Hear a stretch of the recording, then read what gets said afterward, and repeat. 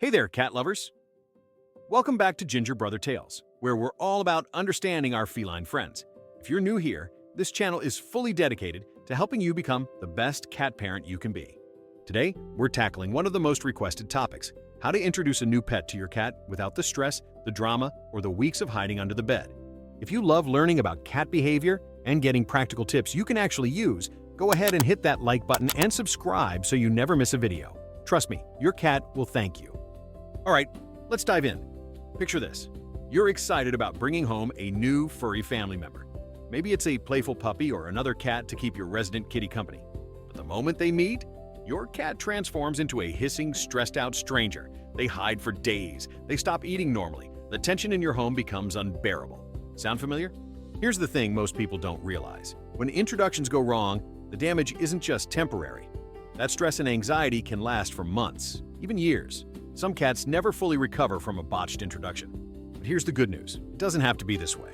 There's a proven step-by-step method that respects your cat's natural instincts and sets both pets up for success. And today, I'm going to walk you through exactly how to do it. But first, we need to understand one crucial concept that changes everything. For cats, scent matters more than sight. While we humans rely heavily on what we see, cats experience the world primarily through smell. Their sense of smell is 14 times stronger than ours. So when you bring a new pet home and immediately let them see each other, you're skipping the most important introduction your cat needs. It's like walking into a stranger's house in the dark with unfamiliar sounds and smells everywhere. That's overwhelming. This is why the slow introduction method works so beautifully. We're going to let your cat adjust gradually, one sense at a time, in a way that feels natural to them. Let's break down exactly how to do this. Step 1. Preparation and separation. When your new pet first arrives home, they should not meet your cat. Not yet. Instead, set up a separate room that becomes your new pet's temporary sanctuary. This could be a spare bedroom, a bathroom, or even a large walk-in closet if that's what you have. In this room, provide everything they need: food, water, a comfortable bed, toys, and if it's another cat, their own litter box. Meanwhile, your resident cat maintains full access to the rest of the house. Their territory remains intact. Their routine stays the same. This separation typically lasts 3 to 7 days, sometimes longer, depending on how both animals are adjusting. During this phase, focus on keeping your cat's routine as normal as possible. Same feeding times, same play sessions, same cuddle schedule. Here are 2 things that make a massive difference during this stage. First, make sure your cat has access to high places throughout the home. Cat trees, wall shelves, even cleared-off bookcases. When everything else feels uncertain, being up high gives your cat a sense of control and safety. Second, consider using a pheromone diffuser like Fellaway in the main living areas. These plug-in devices release calming scents that help reduce stress for both animals. They're not magic, but they genuinely help take the edge off. Step 2. Scent and sound exchange. Now we get to the most important phase, and honestly, the one most people skip entirely. Before your pets ever lay eyes on each other, they need to become completely comfortable with each other's scent. Here's exactly how to do this. Take a clean cloth or soft towel and gently rub it on your new pet, especially around their face, cheeks, and ears. These areas contain scent glands that produce their unique signature smell. Then, place that cloth somewhere in your cat's territory. Not right next to their food bowl or litter box. Those are sacred spaces. Just somewhere they'll naturally come across it during their day. Now watch what happens. Your cat will probably approach cautiously, sniff, maybe back away. That's completely normal. Here's the critical part. The moment your cat sniffs that cloth and stays calm, even for just a second, reward them immediately with a high-value treat. I'm talking the good stuff. Small pieces of chicken, tuna, their favorite squeeze-up treat, whatever makes them go crazy. You're creating a positive association. You're teaching your cat that this new scent isn't dangerous. In fact, it predicts something wonderful. Do the same thing in reverse. Let your new pet get familiar with your cat's scent using the same method. After a few days of successful scent swapping, you can level up to sight swapping. Put your new pet in a carrier or secure room, then let your cat explore the new pet's room. Let them sniff around, investigate, get comfortable. After 15 to 20 minutes, switch them back. Later that day or the next day, do it again in reverse. Let your new pet explore the main house while your cat hangs out in the separate room. This is incredibly powerful because they're experiencing each other's scent in a low-pressure environment, on their own terms. There's one more technique I love during this phase: feeding through the door. Place your cat's food bowl on one side of the closed door and your new pet's bowl on the other side. They should be close enough that they can smell and hear each other, but there's still that physical barrier. Eating is one of the most vulnerable activities for animals. If they can eat calmly while being aware of each other, that's a huge indicator that they're starting to feel safe. Start with the bowls a few feet away from the door, then gradually move them closer over several feeding sessions.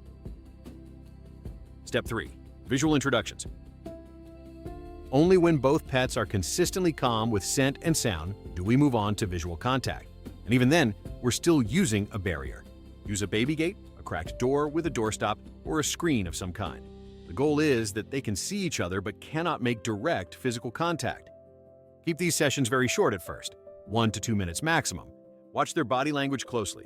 You're looking for calm curiosity or indifference, not intense focus. Red flags to watch for include hard staring, a stiff body, puffed up tail, flattened ears, or hissing. If you see any of these, calmly end the session and try again in a few hours or the next day. The goal at this stage isn't interaction or play. The goal is simply calm observation. You want both animals to think, oh, there's that thing I've been smelling. It's just there. Okay, cool. Repeat these short visual sessions several times a day, always ending on a positive note before any tension builds. And here's a pro tip. Give both pets something enjoyable during these sessions. Play with your cat using their favorite wand toy, or give both animals treats or puzzle feeders they can work on while glancing at each other occasionally. You're building the association that good things happen when the other animal is visible. Step 4. Supervised direct contact.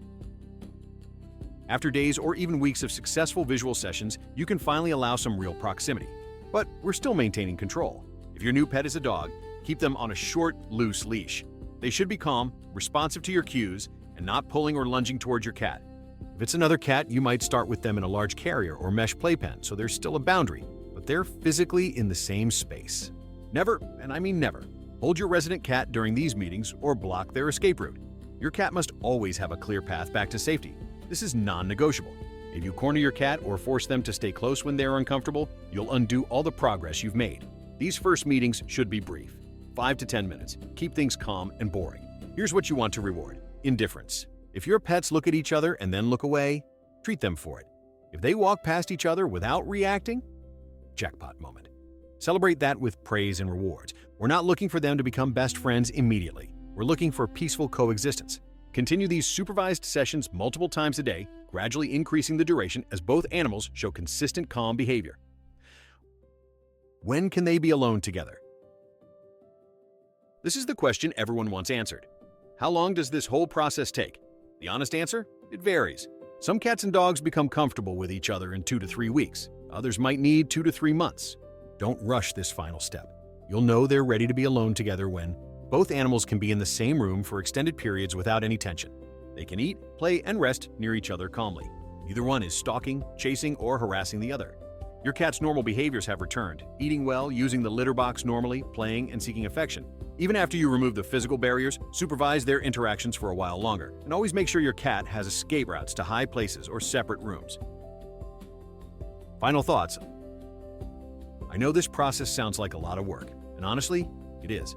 But here's what I want you to remember. The time you invest now will pay off for years to come. A rushed introduction that goes wrong can create behavioral problems and stress that last a lifetime. But a slow, thoughtful introduction can lead to genuine companionship, reduced anxiety, and a peaceful home for everyone. Your cat is counting on you to advocate for their needs. And by following these steps, you're showing them that their comfort and safety matter. Now, I'd love to hear from you. Have you introduced a new pet to your cat? How did it go? What worked for you? And what would you do differently? Drop a comment below and let's learn from each other. And if you found this video helpful, please give it a like and subscribe to Ginger Brother Tales for more practical cat behavior tips and insights.